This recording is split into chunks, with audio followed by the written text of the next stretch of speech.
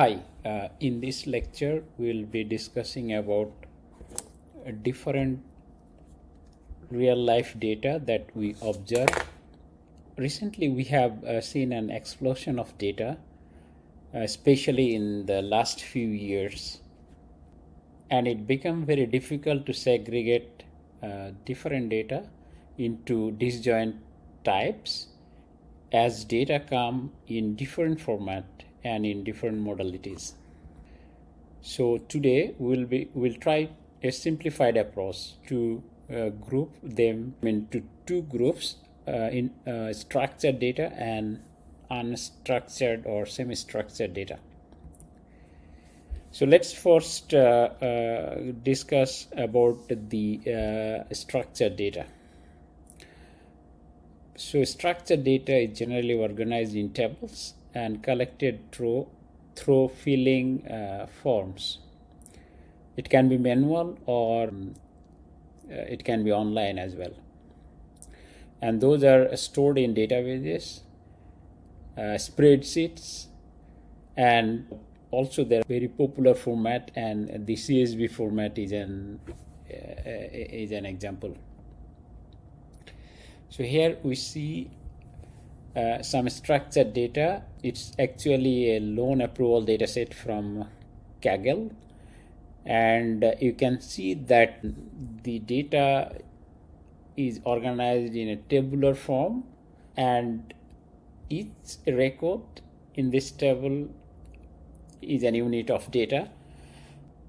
So it's the loan approval data set. So you can see that there is a loan ID, and this loan ID is associated with some person for sure, and we have some features that actually define an individual or an entity.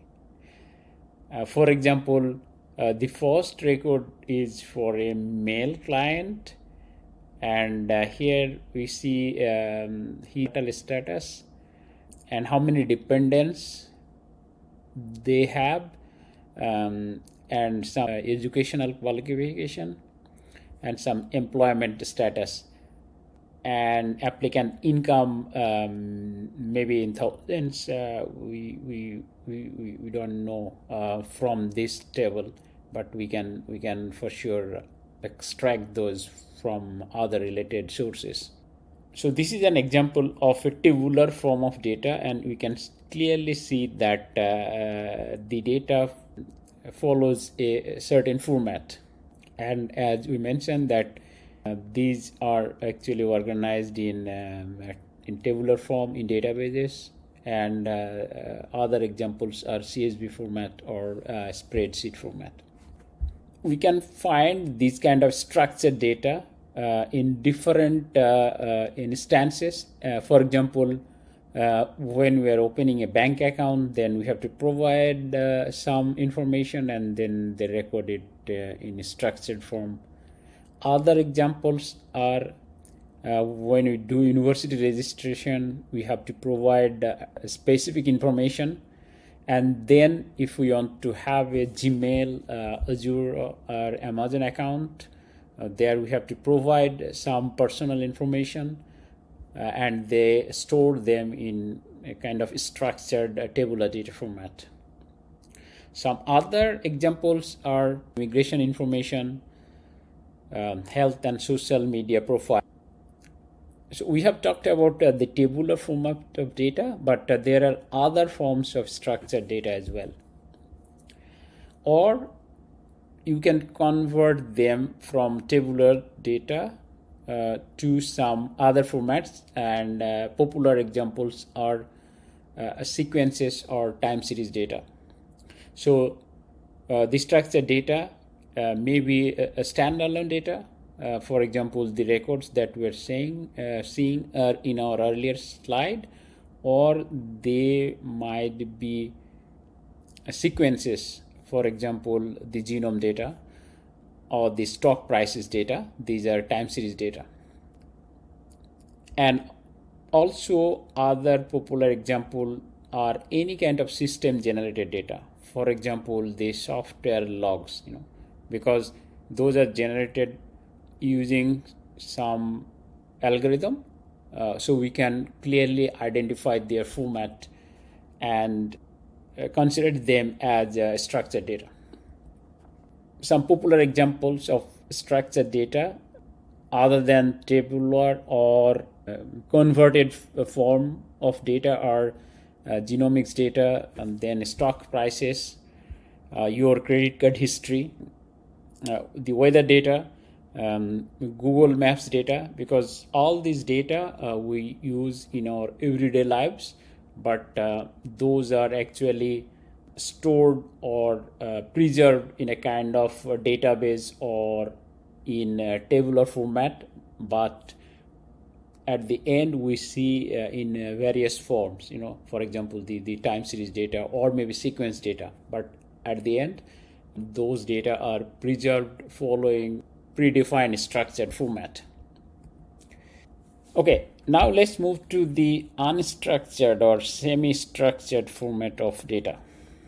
So here again, not all the data are formed in a kind of tabular format because of the inherent complexity of the data preservation structure that is required to store those data. So in summary, those are actually free forms data, and mainly those are stored in data lakes or data warehouses. And one of the most popular example is our language data. We can think the language as a sequence of strings, but those are in a syntax format. Each language content has its semantics. What do I mean by that?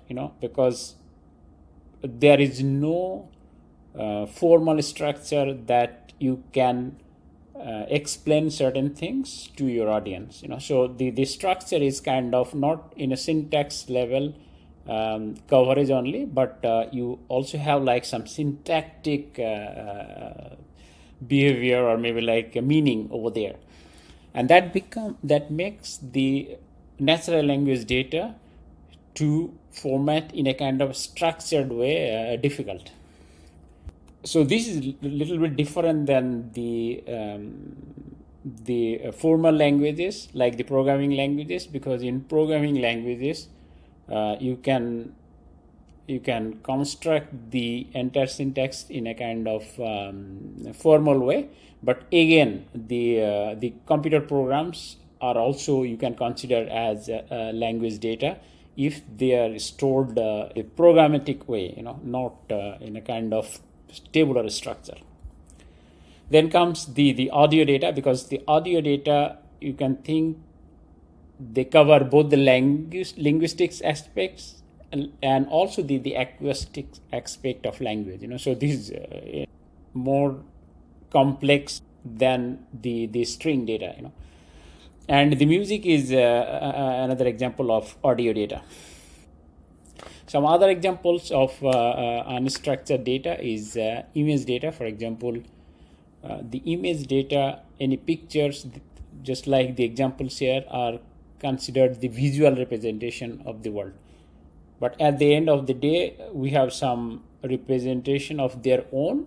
And another example is a video, and we can think the video is a sequence of images. And all these are actually the example of semi-structured data. So some are sequences while others are standalone. For example, the video or the audio are sequences. However, an image, for example, any static image is just an standalone instance of an unstructured data. And finally, we have social media data, because we can think the social media data in a more meta level information, because in social media it's a kind of graph architecture, but the data may contain any form of data. For example, it may contain text in the form of messages or comments. It can also contain some video, images, for example, the pictures. And also you might have like some emojis or vibes. So it's a kind of more complex format of data, and you cannot preserve the entirety of the data in a kind of specific tabular format, So again, these are some specific examples of unstructured data, and I hope that we have some idea what are the different format of data that we see in our everyday lives, and the difference between structured tabular format of data and the unstructured or semi-structured form of data that we will be using in our class in the coming days. So that completes this part. Feel free to ask me if you have any question or if some part were not clear. Thank you so much.